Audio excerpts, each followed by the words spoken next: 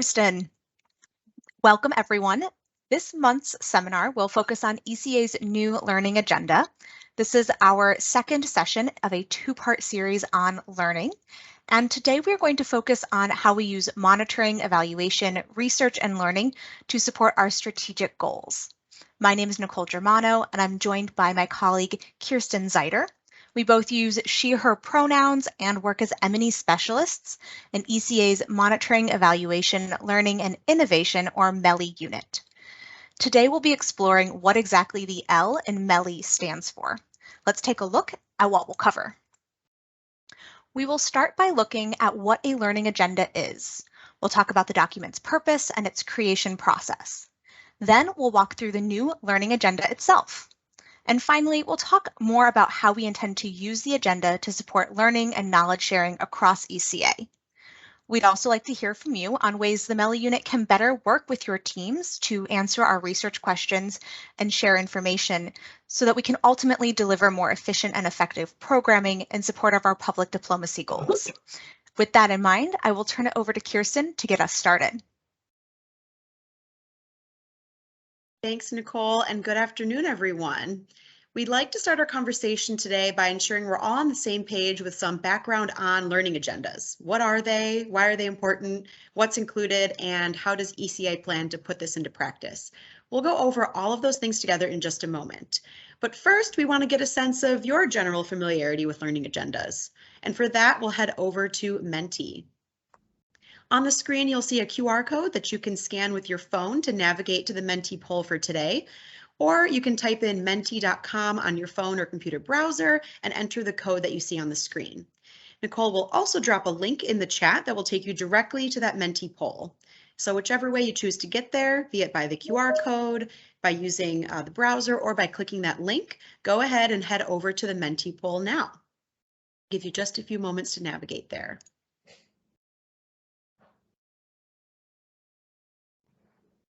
So once again, you can scan with the QR code on your phone or click that link that Nicole has dropped in the chat to get to the Menti poll. All right, so once you're there, let's hear from you. We'd like to know how familiar you would say you are with learning agendas generally. Are you asking what the heck's a learning agenda, or are you old hat at this sort of thing and excited to talk about it again? Go ahead and let us know in the poll how you're feeling. Some folks starting in with the poll. A lot of folks who have heard of learning agendas, but maybe not super familiar. Some folks who could tell us a bit about learning agendas. Great. We have a nice spread of familiarity here. Great. I am surprised and heartened at how many folks could share a little bit about learning agendas themselves, which is great. We're starting to really get some of that knowledge across our Bureau and our partners, which is great to see.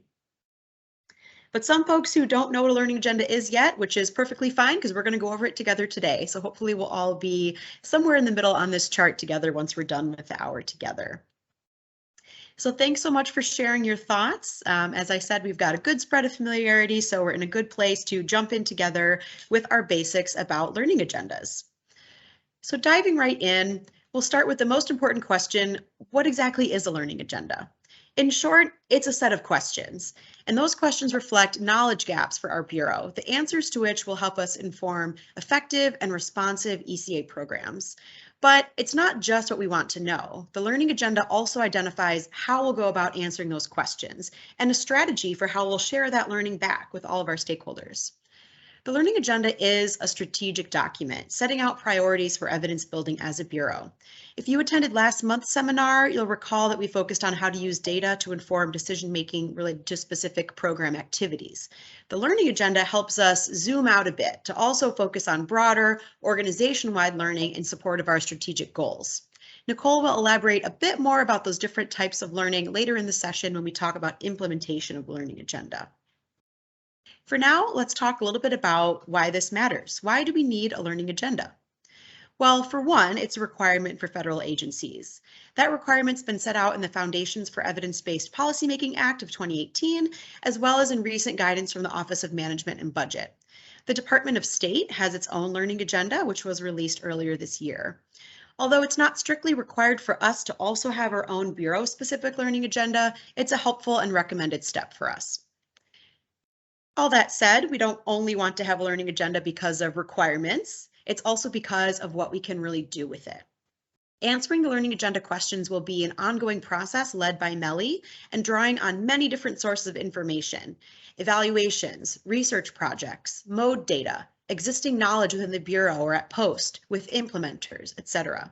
The purpose of the learning agenda is really to bring all of those different sources of information together on topics important for different aspects of our programs. That's the questions, and then to synthesize all that information into useful lessons learned.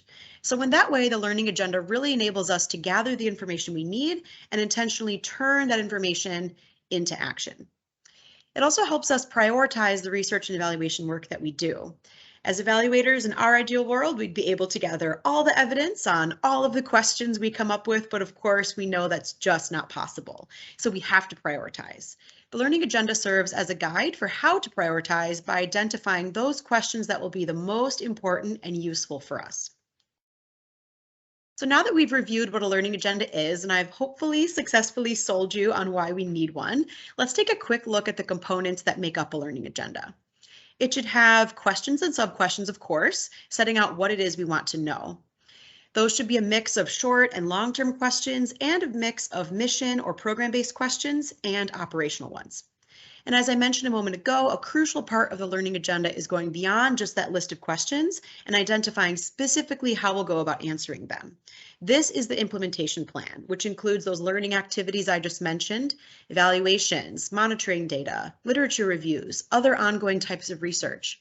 It also includes the specific methods we'll employ as part of those activities and the anticipated timing of them. So taken together, this represents a solid roadmap for the work we'll do in support of answering each learning question. Next, the learning agenda identifies potential challenges to the implementation and strategies for how we might mitigate those challenges. And finally, it sets out that plan for disseminating learning to all of the relevant stakeholders. That dissemination plan needs to be dynamic and responsive to the specific needs of our stakeholders, the different types of information we'll have for each question, and the most effective timing for sharing the lessons learned. Because of course, all of this is being done with the goal of turning this evidence into practical lessons learned to inform programming and continue making smart data-informed decisions. Finally, I'll briefly touch on how we came up with ECA's learning agenda for fiscal year 2022 to 2026. A little bit of background, MELI developed ECA's first learning agenda back in 2019 alongside the development of the MODE framework. We've revised the learning agenda this year for 2022 to 2026 to reflect ECA's current priorities alongside the launch of the new functional bureau strategy of that same time period. The revised agenda builds off that 2019 version, including many of the same ideas, while aligning the focus with the priorities set out in the new FBS and the department-wide learning agenda.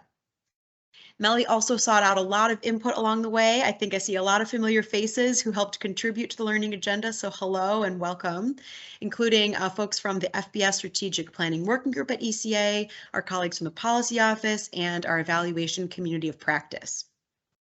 Once we brought all of that information together for a draft, we shared that draft back with the Bureau for feedback, asking our colleagues to flag things that were missing, things that were out of place, or things that were unclear.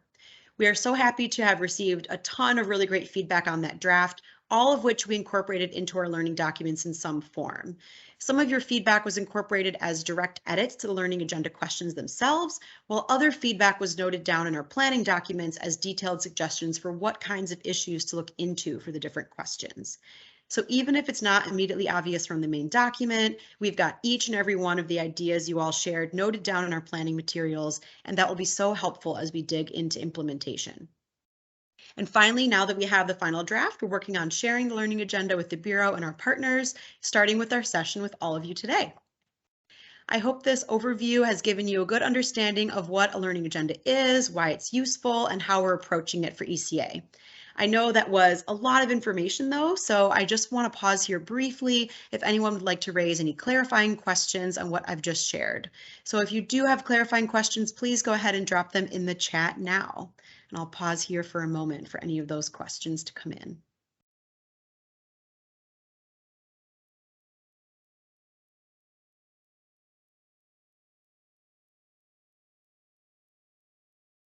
Go ahead and share any questions in the chat if you have them. And if you don't, that's quite all right. We'll move along. I'll give you just another moment to share any questions. Yes, 2022 to 2026. Apologies for the slight typo there.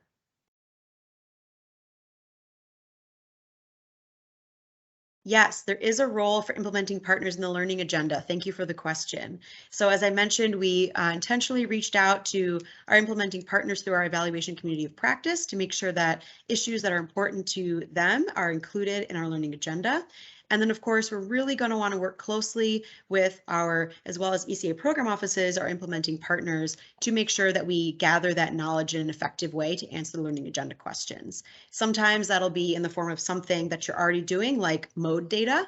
It might also be an evaluation that we conduct that we have to work with our implementers closely on, of course. And we also really want to draw on existing knowledge that you might have. We know that a lot of our implementers have really great knowledge, have done really great research or analysis on these topics before, and we'll be intentionally drawing on that knowledge from all of our partners as we go about answering these questions. So yes, definitely a role for implementers, and thank you for raising that.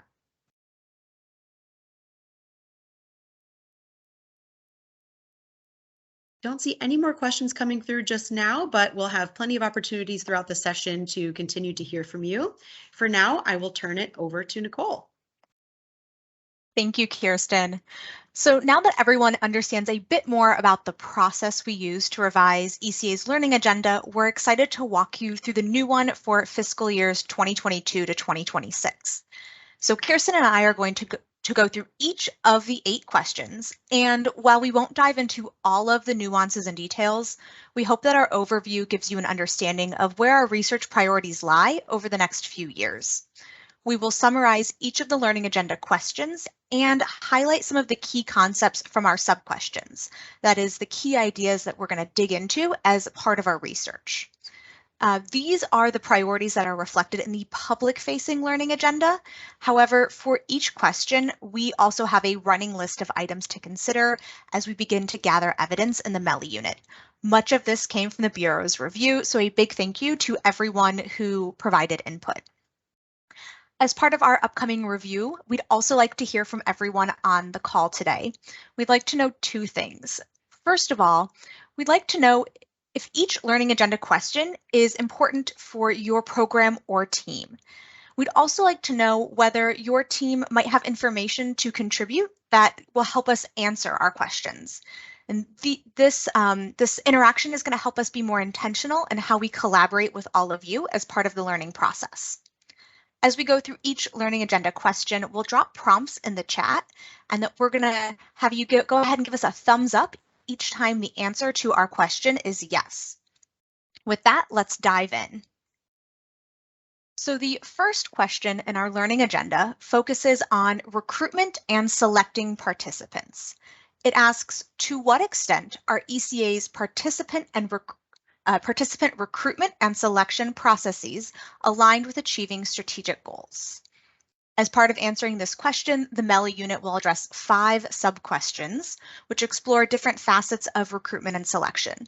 This includes steps for addressing barriers to participation, aligning recruitment with program objectives, ways we can improve outreach initiatives, and ways to enhance equity, not only in participant selection, but also equity in program outcomes. Some additional items we've noted for consideration are the ways linguistic and socioeconomic diversity factor into these processes, as well as the role of post.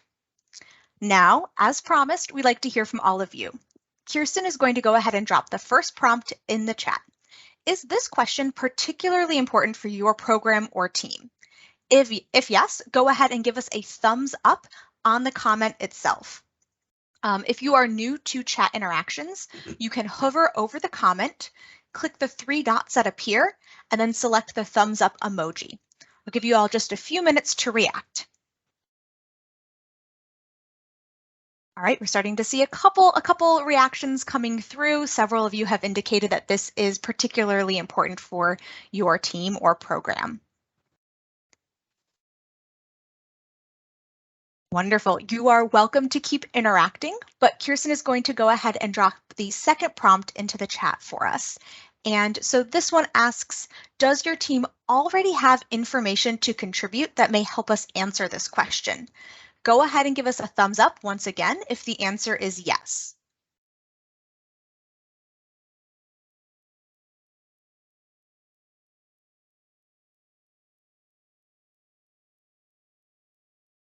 All right, we're seeing maybe a little more pause here. Perhaps this is something that, where more research is needed, but we do have a few individuals who have some contributions to share. And a clarifying question in the chat, do we mean information as in how we do this or statistics about how well we do it? Either of those would be welcome for this question. Yes, anytime you think you have information to share that would help us answer the question or understand better as a Bureau and learn together, you can go ahead and give us a thumbs up there. Now, moving on to the second learning agenda question. This focuses on ECA's responsiveness to evolving foreign policy priorities. The question reads, to what extent and in what ways are ECA programs responsive and adaptable to evolving foreign policy priorities?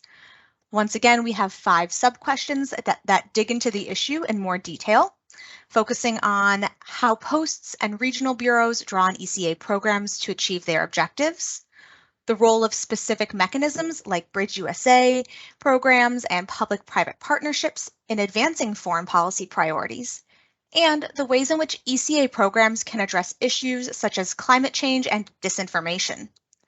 Just as we did for the first learning agenda question, we'll have you go ahead and share your reflections in the chat. You are also welcome to go back and interact with the chat, these prompts throughout the conversation today. So Kirsten has dropped the first prompt for question 2 in the chat. Go ahead and use a thumbs up reaction to tell us if you find this question particularly important.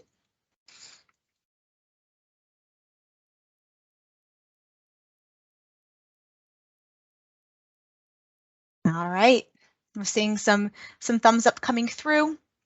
Again, this is question 2. We're focused on the importance of this question, and you can look for the red text to know what prompt you're looking for.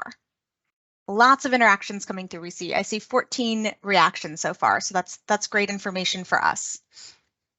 Now we'd like to know if your team already has information to share to help answer our question. Kirsten is going to go ahead and drop that prompt in the chat. And once again, you can give us a thumbs up if the answer is yes.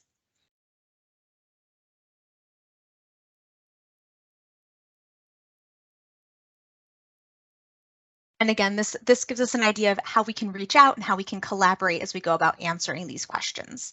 So we appreciate all the reactions.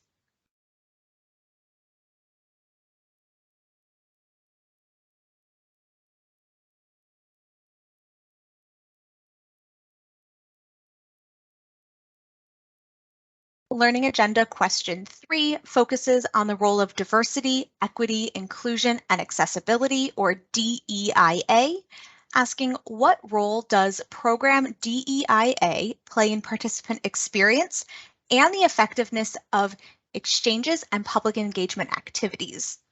As a quick reminder, public engagement activities is the language we use in the FBS to refer to ECA's many programs that are not strictly exchanges. To answer this question, we explore the role of DEIA through 5 sub-questions, which includes whether program outcomes are experienced equitably across diverse populations, how increasing DEIA affects long-term outcomes of programs, how diverse perspectives are integrated into leadership development, how ECA can enhance diversity among U.S. host communities, that is, locations, community types, and families, and how programs can be responsive to stakeholder feedback to actively foster an inclusive program experience.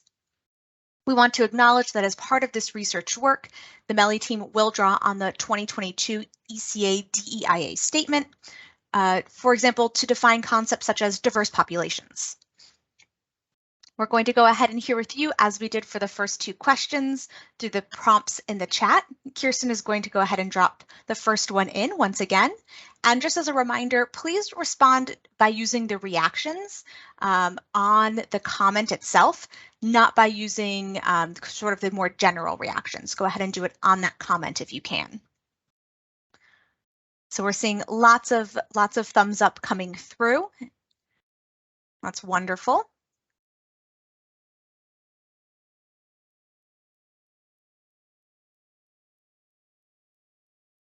All right, and then when Kirsten drops the second prompt in the chat, we'd love to hear from you on whether you might have information to share to help us answer this question already. So that question's in the chat. Go ahead and give us your reactions.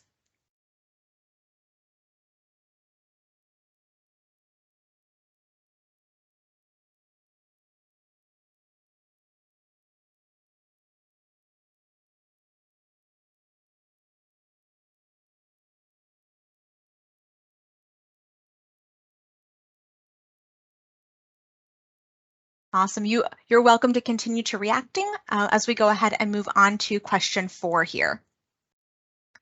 So question 4 focuses on variations in program design. It asks, how do variations in program design contribute to changes in ECA program outcomes? Through 5 sub-questions, we explored different types of design variations, including pre-program support, program length, virtual, in-person, and hybrid programming, facilitators for alumni engagement, and the role of partnerships. Now that we've done it a few times, you all know what's coming next. Kirsten is going to go ahead and drop those prompts in the chat, and we'll have you go ahead and give us your reaction. You can react specifically on the question itself by hovering over Kirsten's comment, clicking the 3 dots that appear, and then hitting the thumbs up button. So first, we'd like to know, is this question particularly important for your team or program?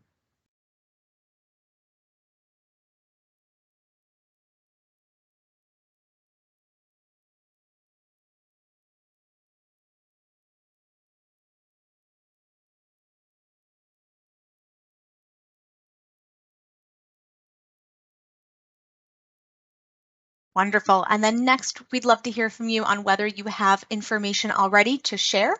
So the prompt for that is now in the chat, and you can go ahead and give us your thumbs up if you have information to share.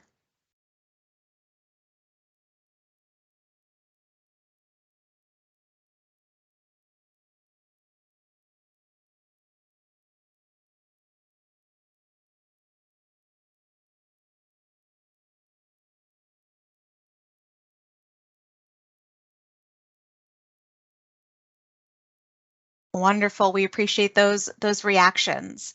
We appreciate all of your input so far. And so I'm now going to go ahead and pause, take a breath, and turn it over to Kirsten to take us through questions 4 to 8. Over to you, Kirsten. Thanks, Nicole.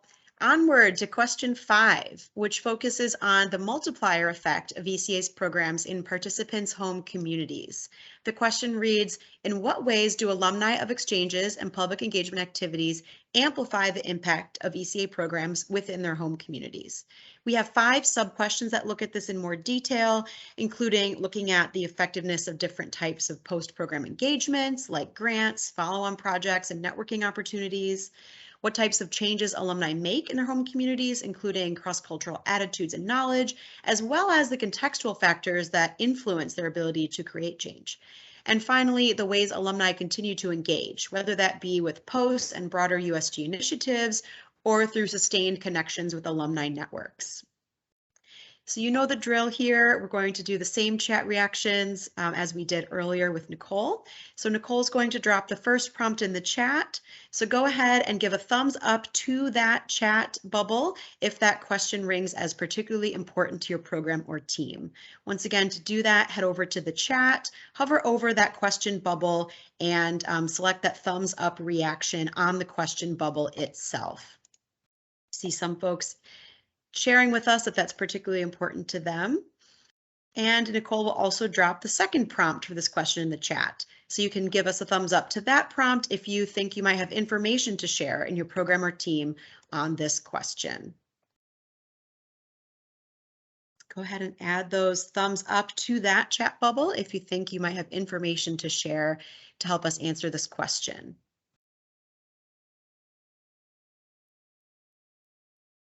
Great, and you can continue to react to these questions as we move along by scrolling up in the chat if you realize you want to add a thumbs up to a prompt that you missed.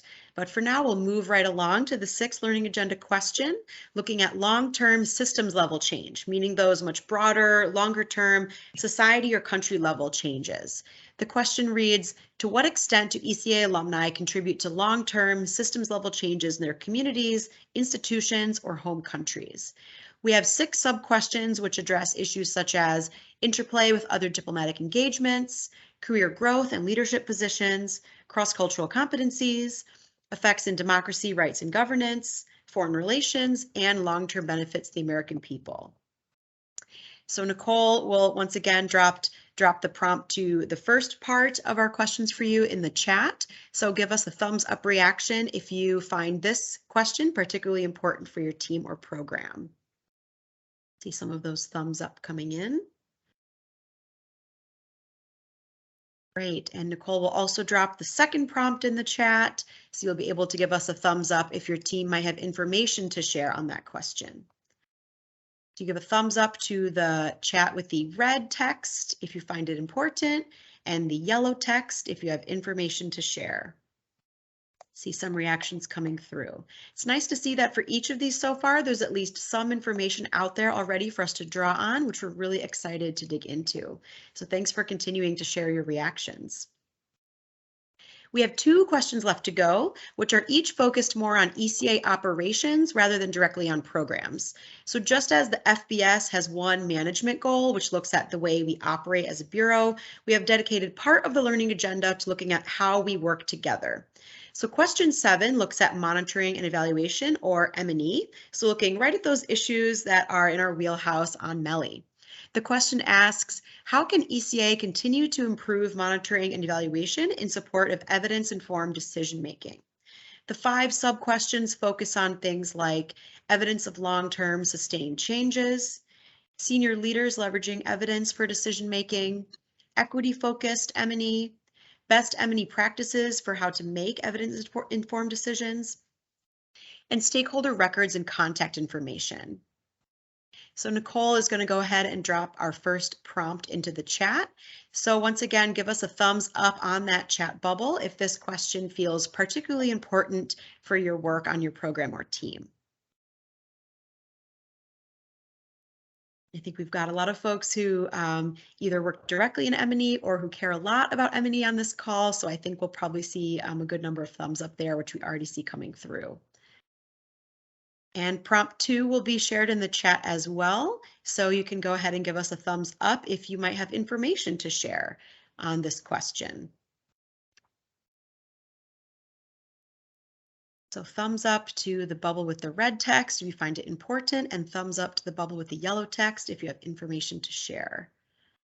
I know we've got a lot of great M&E expertise on the call today, so I'm not surprised to see some of those thumbs up for that second prompt on this question. Great.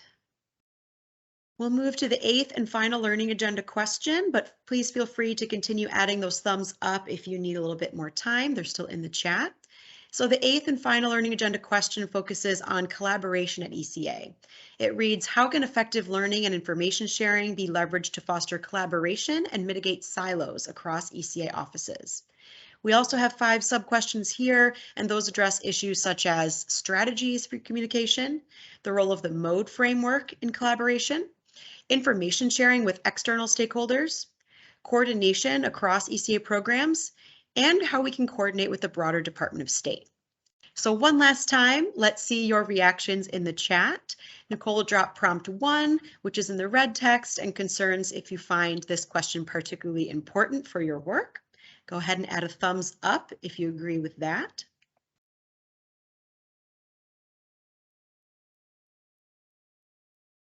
And then Nicole will drop prompt 2 in the chat. There it is, which you can let us know if you have information to share to help answer this question about collaboration. I'll give you a few moments to Add your thumbs up if you have them for question 8.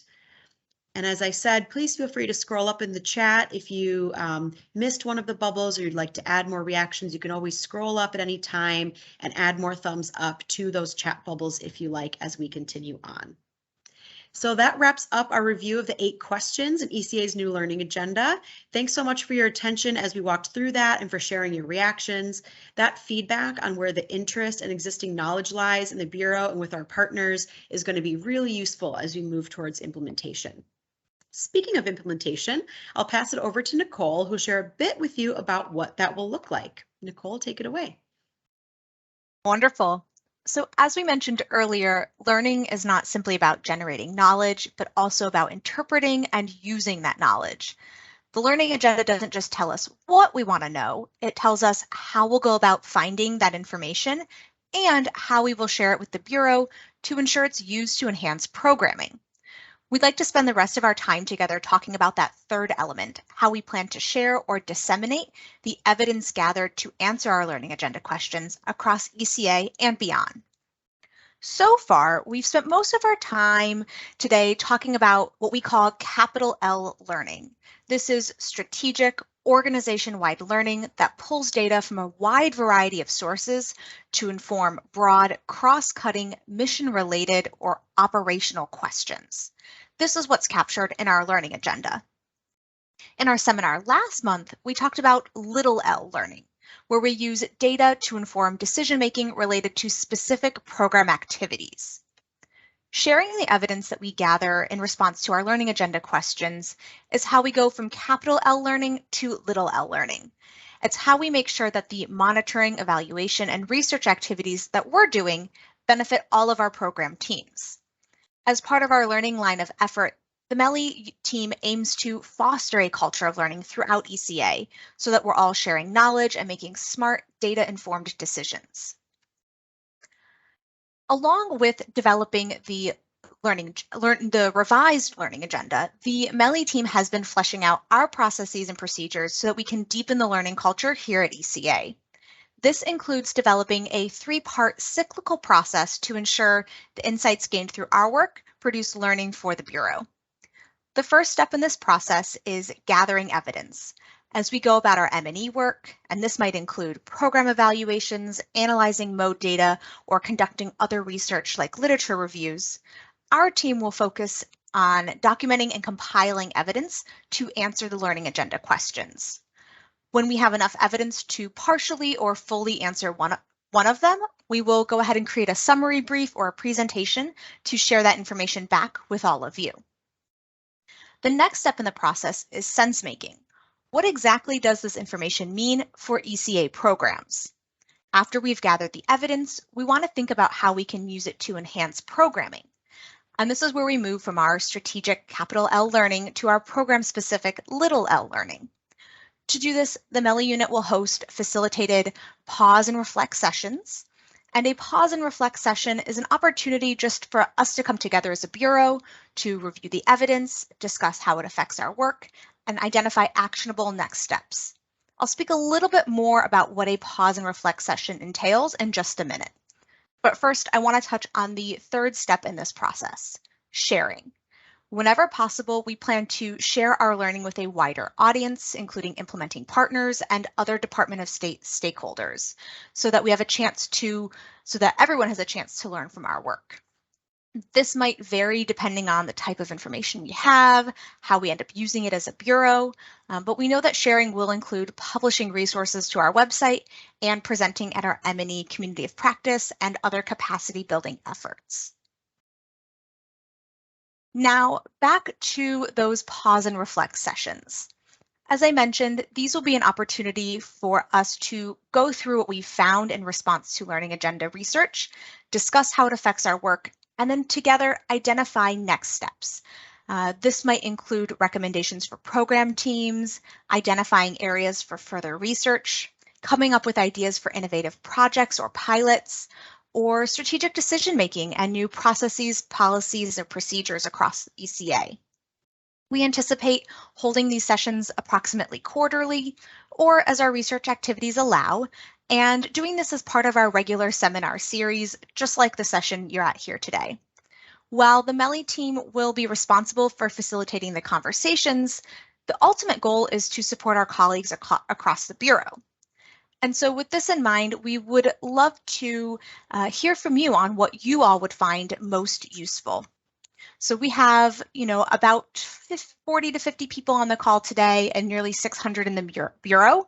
And we'd like to hear your ideas on ways to get more people involved and to do so in a way that works with what we know are everyone's demanding schedule. So we're going to head back over to Menti to collect some of your input. If you already have Menti open, that's great. You're in the right spot. You'll go ahead and follow along as we move to the next poll. If you don't have Menti open, you can scan the QR code that's on the screen with your phone. Kirsten will also drop the link in the chat, or you can type menti.com into your phone or computer browser and then enter the code you see on the screen. I'll give you all a few minutes to navigate to the poll, and if you have any trouble, please just let us know in the chat and we'll help troubleshoot.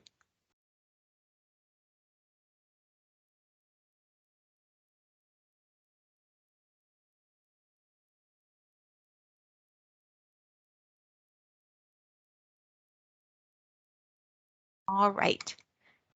So this is an open-ended response. We'd love to hear from all of you on what are the best ways for MELI to engage colleagues across ECA for learning.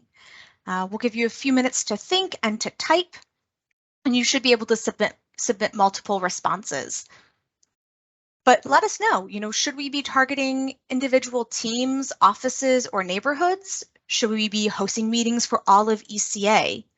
Is there something that would work better than another Teams meeting? What exactly would make you want to participate? Let us know.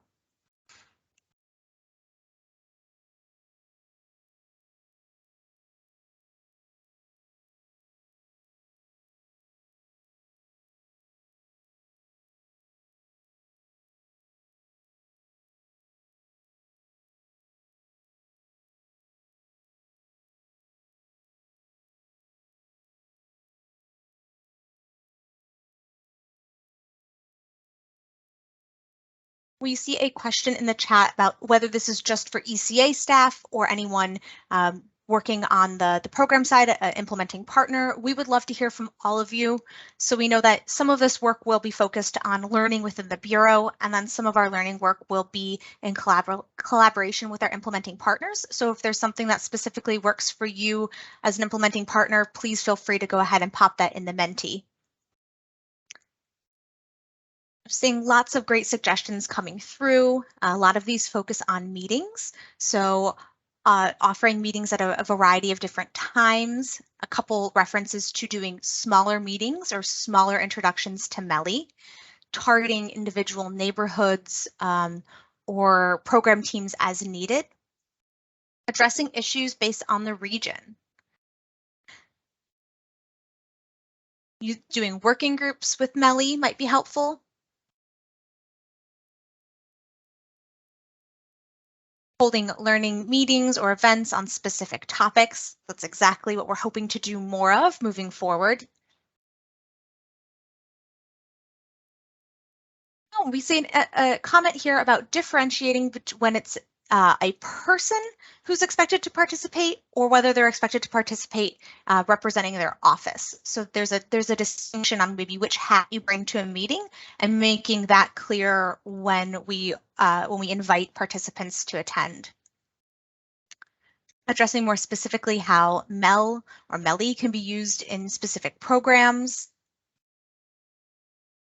And an additional comment from the implementer perspective that it's important to engage program teams for learning.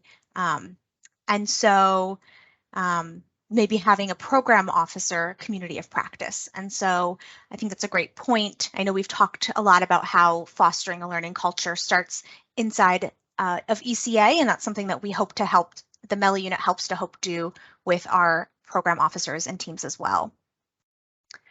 I'll go ahead and pause there. You've heard from me quite a bit, and I'd like to give you all a chance to chime in, maybe elaborate on some of the comments you've put in the chat, or tell us if there's anything that maybe you have a question on or would like to hear more about from others. So we'll open it up for discussion. If anyone wants to chime in, you're welcome to unmute or use the chat.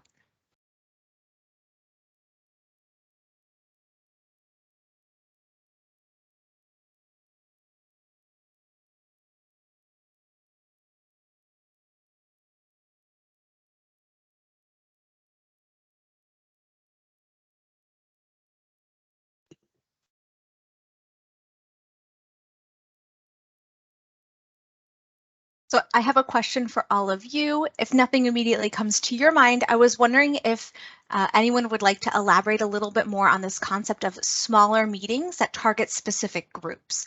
Could you tell us a little bit more about what kind of groupings might be most useful, whether that's a specific team or individuals from multiple teams around a common issue? What would be most useful when we start to think about smaller groupings?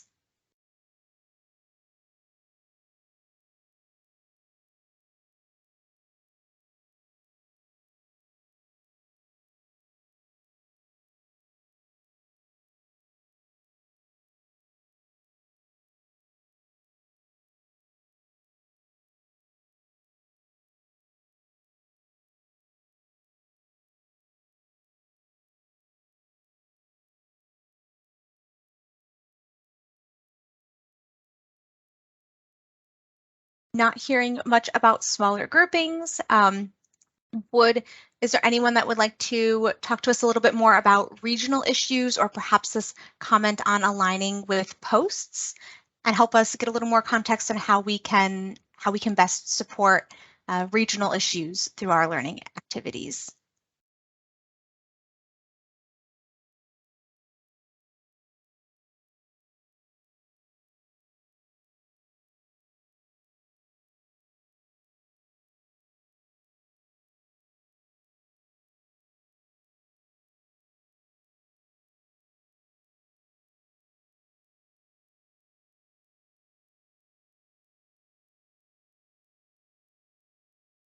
We're seeing a few great comments in the chat here. So I just want to summarize those for all of you. Look, there was a question about the timeline for the learning agenda and when we intend to launch it. Consider this your official launch. This is our official launch party. So starting today, you'll be hearing a lot more about learning and our learning agenda now that we've introduced it to all of you. And we expect to be focused on these learning agenda questions through fiscal year 2026 and in some cases even beyond then. But we are aligned with the FBS cycle, and so we'll consider this in place through 2026. And we also see a comment here about the M&E community of practice, which is comprised largely of implementing partners, but also some of our program team colleagues, which has been helpful to facilitate the uptake of mode. And so that perhaps that's something that we can draw upon, seeing what worked there to inform our learning activities. Also seeing an elaboration on that regional question in the chat using a regional specific lens to help from time to time.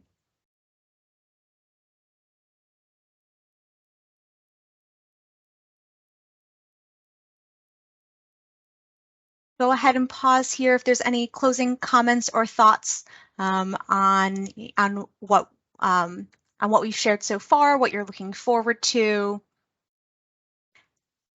Anyone who'd like to come off mute, or you can continue to put comments in the chat. We welcome them there as well.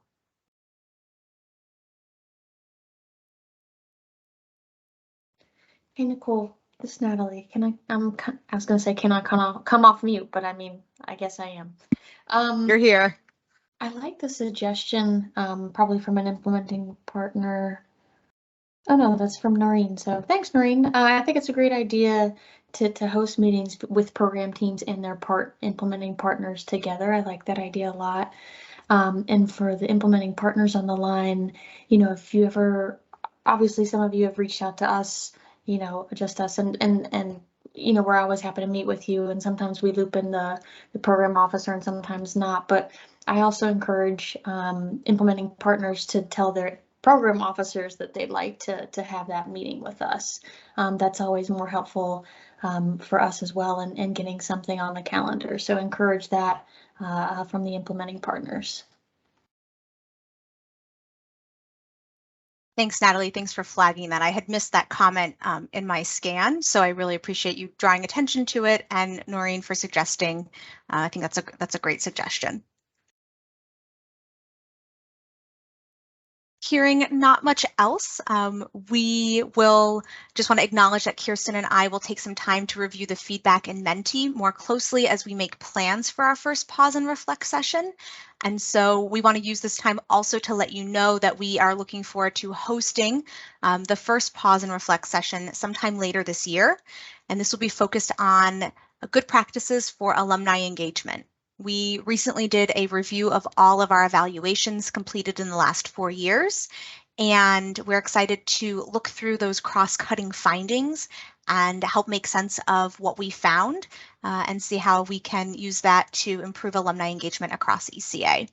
Now, we do appreciate all of your suggestions as we consider the best ways to go about this. And now I'll turn it back over to Kirsten.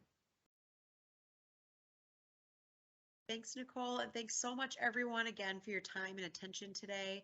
As Nicole mentioned, we're so grateful for your reflections on the learning agenda and your suggestions for how we can further its implementation and deepen our approach to learning together. Nicole is going to drop a link into the chat where you'll be able to find the full PDF version of ECA's 2022 to 2026 learning agenda. It includes everything we've discussed here today, the questions, the implementation plan, and some information about dissemination, but in more detail than we were able to cover in our hour together. We hope you'll click or save that link, check out the full learning agenda, and share it with your colleagues who couldn't make it today. We'll also share the link to ECA's learning website where you can find more information on our overall approach to learning. With our remaining few minutes, we thought we'd open it up in case you have any questions. Feel free to drop any questions you have in the chat or come off of mute. Go ahead, check out that link and let us know if you have any questions.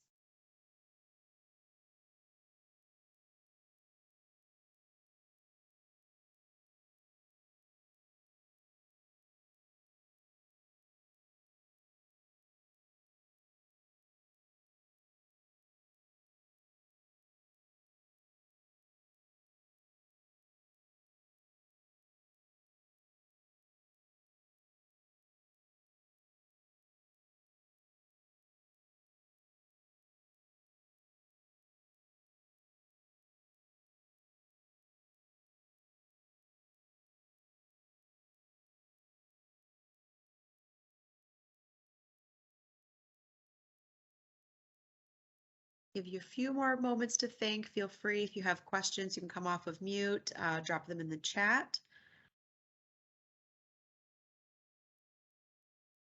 Thanks, Cecilia. Thanks for sharing that you'll dive into the information and let us know if you have questions. You know, MELI's virtual door is always open, so feel free beyond the confines of this meeting to reach out to us if you have questions or you want to discuss the learning agenda more. We know some of you are probably, we hope, clicking that link and checking out the learning agenda, so maybe that's why it's a little bit quiet here for questions. So we'll let you go ahead and do that. We'll say thank you for joining. We'll close out the meeting formally, but we're happy to keep this line open and stay on the call for the next 10 minutes or so if you have other questions that you want to raise. Otherwise, we'll say thank you so much for joining and to enjoy the rest of your week.